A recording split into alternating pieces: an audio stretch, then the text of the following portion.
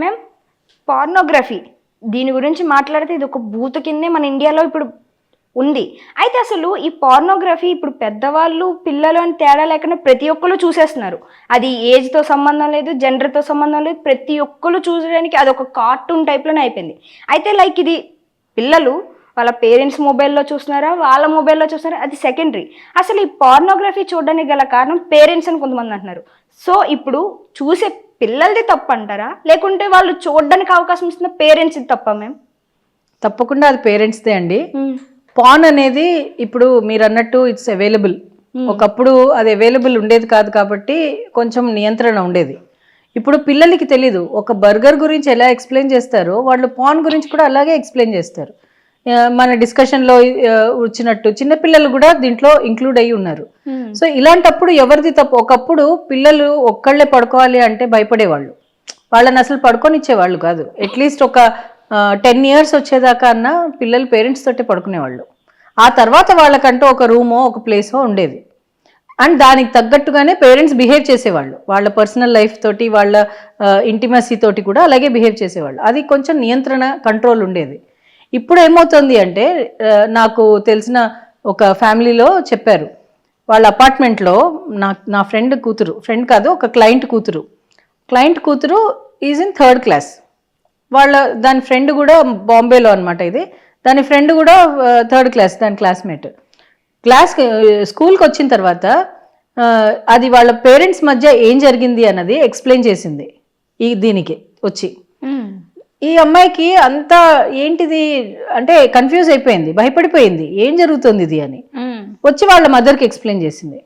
వాళ్ళ మదర్ వెళ్ళి స్కూల్లో అడిగింది, హౌ ఈస్ దిస్ పాసిబుల్? ఇలాంటి డిస్కషన్ ఎలా మీరు ఎంకరేజ్ చేస్తున్నారు అంటే ఇది స్కూల్ తప్ప? స్కూల్ వాళ్ళకి ఎలా తెలుస్తుంది? వాళ్ళిద్దరు పర్సనల్గా లంచ్ బ్రేక్లో మాట్లాడుకున్న మాటల గురించి స్కూల్కి ఎలా తెలుస్తుంది?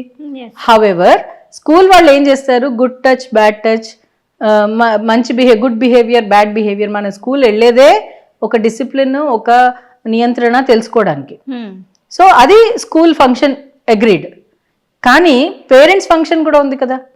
ఇప్పుడు వచ్చిన పేరెంట్స్ జనరేషన్ చాలా ఇంటర్నేషనల్ స్కూల్స్లో, కొంచెం ఎలీట్ స్కూల్స్లో ఇప్పుడు వినేది ఏంటి అంటే, నేను ఒక స్కూల్లో వెళ్ళినప్పుడు ప్రిన్సిపల్ అంది, ఒక పేరెంట్ వచ్చి అన్నాడట, మా పిల్లాడికి పాటీ ట్రైనింగ్ ఇవ్వండి మీరు అని. పాటీ ట్రైనింగ్ కూడా స్కూల్ నుంచి ఎక్స్పెక్ట్ చేస్తారా?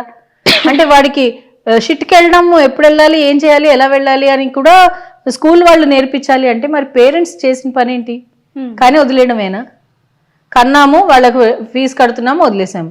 ఇప్పుడు ఇలా ఉంటే యాటిట్యూడ్ పేరెంట్స్ది, పిల్లలు ఎలా జరుగుతారు? మరి 1st classకి పానే చూస్తాడు వాడు, అంతేనా కదా? మన ఇంటర్నేషనల్ స్కూల్లో చదువుతున్నాడు మా పిల్లాడు, ఇంత మంచిగా పర్ఫెక్ట్గా. ఎన్నో స్కూల్స్ ఇప్పుడు కొత్తగా బాగా డిమాండ్లో వచ్చిన గ్రూప్ కౌన్సిలింగ్ ఏంటి అంటే ఆపోజిట్ జెండర్ అట్రాక్షన్. పెద్ద ప్రాబ్లం ఇది. అదేదో మూవీ బేబీ అని చూశారు కదా, దాని తర్వాత ఎన్ని డిస్కషన్లో అయ్యాయి వాటి మీద. సో మీరు ఏం చూపిస్తున్నారు మీడియాలో? ప్రోగ్రామ్స్ ఎలాంటివి పెడుతున్నారు? ఇప్పుడు నెట్ఫ్లిక్స్ దగ్గర నుంచి ప్రతిదీ ఓటీటీలో అవైలబుల్ ఉంది. దానికి పేరెంటల్ కంట్రోల్ ఎక్కడుంది? ఇప్పుడు మీరు ఒక ఎంఎన్సీకి వెళ్ళారనుకోండి, ఎంఎన్సీ మల్టీనేషనల్ కంపెనీ, ఒక కార్పొరేట్ కంపెనీకి వెళ్ళారు. మీరు ఆ కార్పొరేట్ కంపెనీలో కూర్చుని ఇన్స్టాగ్రామ్ చూసుకోవడానికి కుదరదు. ఎందుకంటే వాళ్ళకి ఫైర్ వాల్స్ ఉంటాయి. గూగుల్ ఓపెన్ చేయగానే కట్ అయిపోతుంది. అది ఇంట్లో ఎందుకు లేదు? అది అవైలబుల్ ఉంది కదా. మనం అంతా ఎలీట్ పీపుల్, అందరు కార్పొరేట్స్ తెలిసిన వాళ్ళే, ఎడ్యుకేటెడ్ వాళ్ళే, అంత అవగాహన, అంత రీచ్ అందరికీ ఉంది. మరి అది ఇంట్లో ఎందుకు పెట్టట్లేదు? ఎస్, మీరు ఆన్లైన్ క్లాసెస్ అటెండ్ అవ్వడానికి ఫోన్ ఇస్తున్నారు. మరి దీనికి నియంత్రణ ఏం చేయగలుగుతారు? ఎక్స్ప్లోర్ చేయండి, ఏమేమి ఉన్నాయి దాంట్లో ఎక్స్ప్లోర్ చేయండి. ఆన్లైన్ క్లాస్ జరుగుతున్నంతసేపు పక్కన కూర్చుంటే ఏం పోయింది? వాళ్ళకి సపరేట్ రూమ్స్ ఎందుకు? పిల్లలకి ఒకవేళ బెడ్రూమ్ ఉంటే వాళ్ళ ఇండిపెండెన్స్, ఓకే, మీకు ఒక ఇండిపెండెంట్ రూమ్ ఉంది అంటే మీకు independence, decision making, taking care of your self అవన్నీ వస్తాయి, అగ్రీడ్. కానీ పేరెంట్ రోల్ తగ్గిపోతుంది. ఇప్పుడు చాలా మంది పేరెంట్స్ నా దగ్గర అప్రోచ్ అవుతుంటారు, మా వాడు ఫోకస్ చేయట్లేదండి, అడమెంట్గా ఉన్నాడు, ఎన్ని చెప్పినా వినడు, స్కూల్లో బాగానే బిహేవ్. మొన్న రీసెంట్గా వచ్చింది ఒక కేసు, స్కూల్లో బాగానే బిహేవ్ చేస్తాడు, కానీ ఇంట్లో పేరెంట్స్ ఎవరైనా ఏమన్నా అంటే అరిచేస్తాడు, పేరెంట్స్ని తిడతాడు, కొడతాడు. How are you accepting it? మీరు ఎందుకు ఆ లీనియన్స్ ఇచ్చారు? అంటే ఇప్పుడు పేరెంటింగ్లో ఏమవుతుందంటే చిన్నపిల్లలు కొన్ని బ్యాడ్ వర్డ్స్ వాడతారు, ముద్దుగా మాట్లాడతారు కదా, కొన్ని బ్యాడ్ వర్డ్స్ బ్యాడ్ బిహేవియర్ ఉన్నా అదో చూడు వాడు ఎలా చెప్తున్నాడు చూడు అని మనం 10 మందికి చూపిస్తాం. వాళ్ళు వచ్చిన ప్రతి వాళ్ళకి వీడు చూడు దొంగరాస్కిల్ అని ఎలా అంటాడు చూడు అని అనిపిస్తాం. అంటాడు వాడికి తెలీదు, రీఇన్ఫోర్స్ అవుతుంది అది ఆ బిహేవియర్. మీరు అర్థం చేసుకోవట్లేదు. ఇక్కడ ఏంటి అంటే ఇప్పుడు నేను మా అమ్మమ్మ స్టైల్ ఆఫ్ అప్బ్రింగింగ్ ఎలా ఉండేది, నా కజిన్ ఉండేవాడు, వాడు చిన్నగా ఉన్నప్పుడు పాక్కుంటూ వెళ్ళి మంచినీళ్ళు తీసుకొచ్చేవాడు. ఎవరైనా గెస్ట్లు వస్తే పాక్కుంటూ వెళ్ళి తెచ్చేవాడు, అంటే కిందంతా పడుతూనే ఉంటాయి నీళ్లు. మా అమ్మమ్మ ఎంకరేజ్ చేసేది, తర్వాత తుడుచుకునేది. ఇప్పుడు మనం అలా చేయనిస్తామా? కింద అయ్యో పడిపోయావు, డెటాల్ తీసుకురా, క్లీనింగ్ తీసుకురా, ఇది తీసుకురా, అది తీసుకురా, అంత ప్యాంపరింగ్. లేకపోతే వాడు ఏమన్నా చేయని వదిలే, అంత లీనియన్స్. ఎక్కడ బ్యాలెన్స్ ఉంది? ప్యాంపరింగ్ చేయడం తప్పు కాదు, ఎంత ప్యాంపర్ చేయాలో అంతే ప్యాంపర్ చేయాలి. ఎలా values, family is the first school అన్నప్పుడు వాల్యూ సిస్టమ్ అక్కడి నుంచే స్టార్ట్ అవుతుంది. ఇంకా సిగ్మండ్ ఫ్రాయిడ్ అని ఒక సైకాలజిస్ట్ ఉన్నారు, ఆయన ఏం చెప్పాడు, he's father of psychoanalysis, చాలా పెద్ద చాలా ఫేమస్ సైకాలజిస్ట్. ఆయన అన్నాడు ఫస్ట్ 5 years పూర్తి పర్సనాలిటీ ఫామ్ అవుతుంది మనిషికి. మనం చిన్నపిల్లలకి ఏం తెలుసు, వాళ్ళ ముఖం అంటాం. ఫస్ట్ 5 years వాళ్ళని మనం కన్సిడర్ కూడా చేయం. పిల్లలు వాళ్ళకి ఏం తెలుసు, వాళ్ళ ముందే తిట్టుకుంటాం, వాళ్ళ ముందే ఇంటిమేట్గా ఉంటాం, వాళ్ళ ముందే ఇష్టం వచ్చినట్టు చేస్తాం, వాళ్ళకేం తెలుసు అని అంటాం. కానీ ఇదంతా అబ్జర్వ్ అవుతున్నారు. అండ్ చాలా మటుకు ప్రతి మనిషి అబ్జర్వేషన్ తోటే నేర్చుకుంటాడు, చెప్తే నేర్చుకోరు. నువ్వు లిటర్ చేయొద్దు ఓఆర్ఆర్లో అంటే నువ్వు ఫస్ట్ లిటర్ చేయకు, నువ్వు నీ బిస్కెట్ ప్యాకెట్లు అవన్నీ ఓఆర్ఆర్ మీద ఎక్కడ పడేకు, కీప్ యువర్ ఎన్వైర్న్మెంట్ క్లీన్ అని మనం అంటే సరిపోదు, ప్రీచ్ చేయడం సరిపోదు, ప్రాక్టీస్ కూడా చేయాలి. ఫస్ట్ మనం ప్రాక్టీస్ చేస్తే వాళ్ళు ప్రాక్టీస్ చేస్తారు. అయితే తల్లిదండ్రులు మా అబ్బాయి చాలా స్క్రీన్ అడిక్ట్ అవుతున్నాడండి అంటే మీ స్క్రీనింగ్ తగ్గించుకోవాలి. That is the main thing. వాడు ఎడిక్ట్ అవుతున్నాడు, ఎందుకు ఎడిక్ట్ అవుతున్నాడు? మీరు టైం ఇవ్వట్లేదు కాబట్టి. నాకు బోర్ కొడుతుంది, నువ్వు ఎంతకీ టైం ఇవ్వట్లేదు, అందుకని నేను అడిక్ట్ అవుతున్నా. నువ్వు టైం ఇస్తే హ్యాపీగా నీతో ఆడుకుంటూ ఉంటా. చాలా ఎక్స్పెరిమెంట్స్ చేశారు వీటి మీద సైకాలజిస్టులు ఆల్ ఓవర్ వరల్డ్, దీని గురించి కన్సర్న్ ఉంది. చాలా ఎక్స్పెరిమెంట్లు చేసి అన్ని ఎక్స్పెరిమెంట్లు టెడ్ టాక్స్లో కానివ్వండి, ఇంటర్నెట్లో కానివ్వండి, చాలా అవగాహన పెంచేలాగా వీడియోస్ ఉన్నాయి. వాళ్ళు అంటున్నారు, గట్టిగా అరిచి మొత్తుకుంటున్నారు, please give time to your children అని.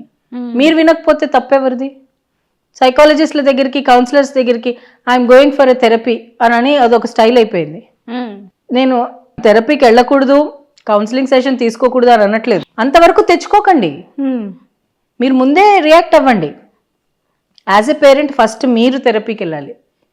మీకు అర్థం కావాలి పిల్లల్ని ఎలా పెంచాలి అని.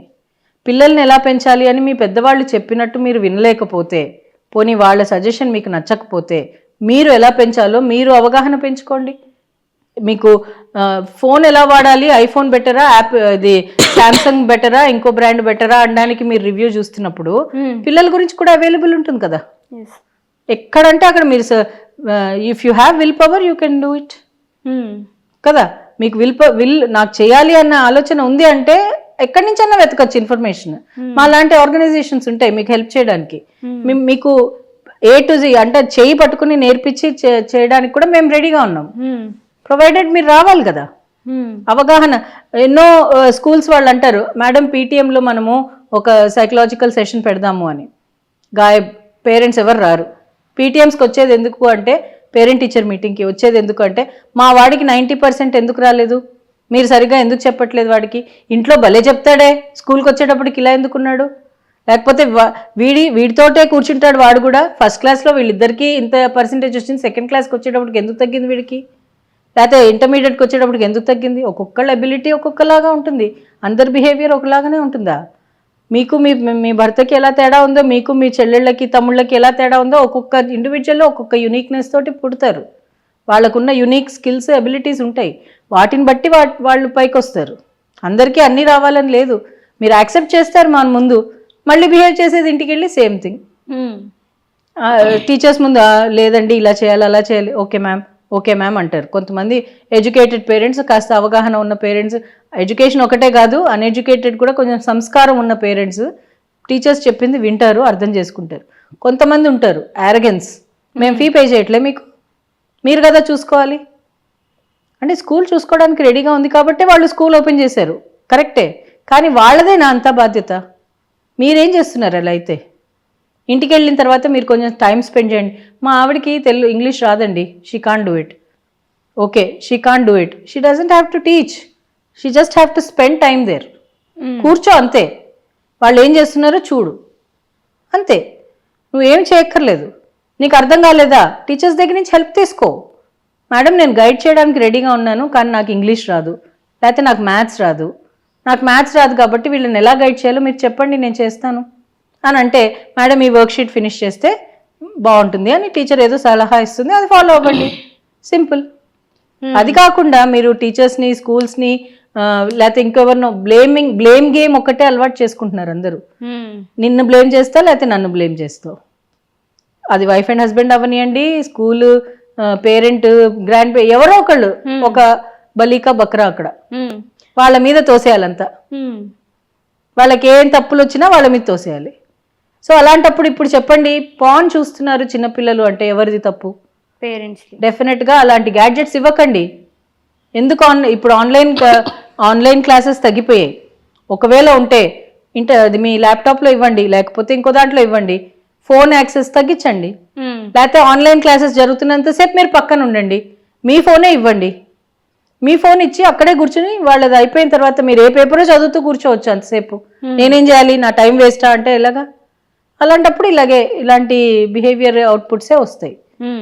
మీరు ఎంతవరకు మీకు టైం ఇస్తే మీకు వాళ్ళు అంత టైం ఇస్తారు. మీలోంచి వచ్చిన పిల్లలు వాళ్ళు ఎక్కడి నుంచో అడాప్ట్ చేసి తెచ్చుకున్న వాళ్ళు కాదు. మీరంతా ప్రేమతోటి పుట్టించిన పిల్లలతోటి ఎంత ప్రేమగా ఉండాలి. వాళ్ళని ఒక బాధ్యత అని చెప్పి పక్కన పడేస్తే ఎలాగా? కొంతమంది ఉంటారు కుక్క పిల్లల్ని కూడా నెత్తి మీద పెట్టుకుంటారు, చాలా బాగా చూసుకుంటారు, వాళ్ళ పిల్లల్ని మాత్రం సరిగా చూసుకోరు. ఎందుకు అంటే సొసైటీ వాళ్ళకి ఎలా ఏం చూపించాలి, ఎవరికి ఏం చూపిస్తున్నారు, మీరు ఏమి ఇస్తున్నాం మనము అన్నది మీకు ఏమంటారు స్వగతం ఉండాలి. ఇంట్రోస్పెక్ట్ చేయాలి, చేసి మీ పిల్లల్ని బ్లేమ్ చేయకూడదు. పిల్లలకి ఏం తెలియదు, దే ఆర్ ఇన్నోసెంట్. మనము రాటు తేరిన క్రిమినల్స్నే కరెక్షనల్ హోమ్స్ అని చెప్పి వాళ్ళని కరెక్ట్ చేయడానికి ట్రై చేస్తున్నాం. వీళ్ళు ఇన్నోసెంట్ పీపుల్. అలాంటి చిన్న చిన్న పిల్లల్ని మీరు పాడు చేస్తున్నారు, అన్నెసెసరీ థింగ్స్ని వైరల్ చేస్తున్నారు. సోషల్ మీడియాలో ఉన్న వాళ్ళు కూడా రెస్పాన్సిబుల్గా ఉండాలి. రెస్పాన్సిబుల్ ఫ్రీడమ్ని మేనేజ్ చేయండి. రెస్పాన్సిబుల్గా ఉంటే ఏదన్నా చేయొచ్చు. My sky is the limit. అడ్వెంచరస్గా చేయండి, కెరియర్ ఓరియంటెడ్గా పెట్టండి, ప్రాబ్లమ్ సాల్వింగ్ స్కిల్స్ నేర్పించండి. అకాడమిక్స్ ఒక్కటే ఇష్యూ కాదు.